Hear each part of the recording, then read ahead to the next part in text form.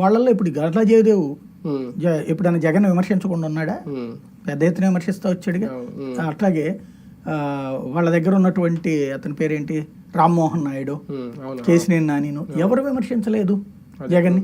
వాళ్ళ ఎమ్మెల్యేలో 23 మంది ఇప్పుడు ఉన్నారు, పోనీ ఇంతకుముందు 102 మంది ఉన్నారు. ఎవరు విమర్శించకుండా ఉన్నారు? ఒక్కళ్ళన్నా జగన్ని కానీ వైసీపీని కానీ ఒక్క మాట అనకుండా ఎవరైనా ఉన్నారా? ప్రతి ఒక్కళ్ళు విమర్శిస్తారు. పార్టీ వాళ్ళకి జగన్ మీద ఈ మీద మాట్లాడి దీని మీద మాట్లాడని చెప్తుంది, వాళ్ళు రెచ్చిపోతారు, మాట్లాడతారు. ఇంకా కాసిన కొంతమంది ఎలాబరేటర్గా తిట్టేవాళ్ళు ఉంటారు, కొంతమంది మాస్గా తిట్టేవాళ్ళు ఉన్నారు. బట్ వైసీపీలో వచ్చేటప్పటికి ఆ విమర్శ చేయనటువంటి వాళ్ళు వీళ్ళు.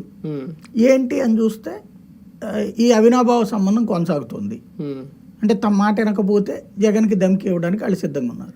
జగన్ రివర్స్ ధమ్కి ఇచ్చాడు మాగుంటకి, తను చెప్పినటువంటి కోణంలో కాకుండా. ఇప్పుడు అట్లాగే అక్కడ అంతే.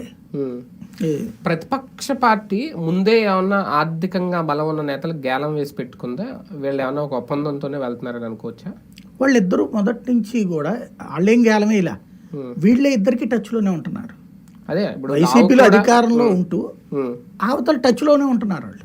అవును, ఎందుకంటే లావు శ్రీకృష్ణదేవరాయలు ఎప్పటి నుంచో బాబుతో టచ్లో ఉన్నారు, వెళ్ళిపోతే ఎప్పటి నుంచో ప్రచారం జరుగుతుంది, వెళ్ళిపోతారు. చివరికి అనుకున్నట్టుగానే ఆయన సీట్ రాకపోవడం, అనిల్ తీసుకొచ్చి ఇక్కడ పెట్టడం, ఆయన ఇప్పుడు రెడీ అవ్వడం, ఇదంతా చూస్తుంటే లాజిక్ పక్కా ప్రిపేర్డ్ గా ఉన్నారు. వీళ్ళు రెండో వాళ్ళతో కూడా టచ్లో ఉండటం జగన్కి నచ్చదు.